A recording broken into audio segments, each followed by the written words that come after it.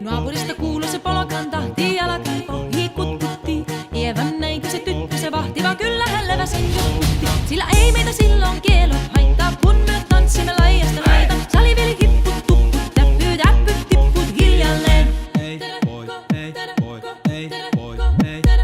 Ievän suu oli vehnäisellä, kun ihmeeseen tonne kaivettiin. Pää oli märkänä jokaisella ja viulut ja tikkuja vaivuttiin.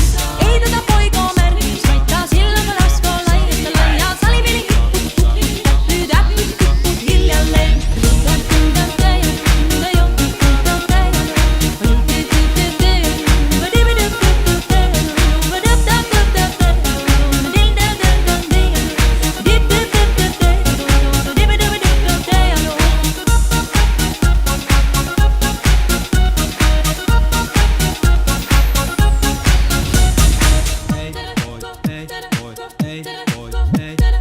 Vuorille sanon, jota tukkee suusien ruppesun tervetes takkoomaan. Terveenä pääset, kun korjoit luusia, määt sitä murjuus mappomaan.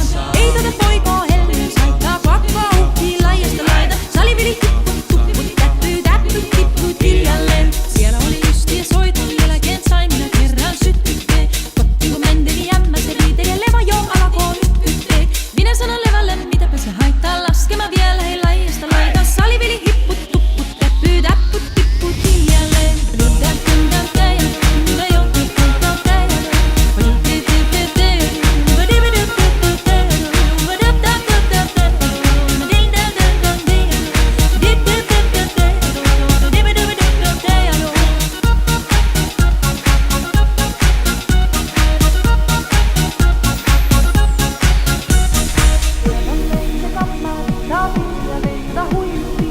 Tämä poika on apussa, ämmän tyttöä nuijutti. Eikä tätä poikoo hämmän haittaa, silloin kun laskoo laijasta laitan. Saliveli hipput, tupput, täppyt, äppyt, tipput hiljalleen.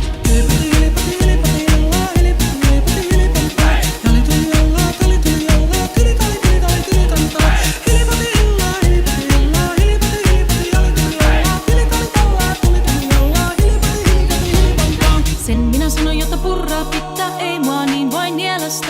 Suot mennä itse vaikka lännestä itse, vaan minä en luovu levasta. Minä sanon levälle, mitäpä se haittaa, laskema vielä hei laijasta laita. Salivili hipput, tupput, täppyt, äppyt,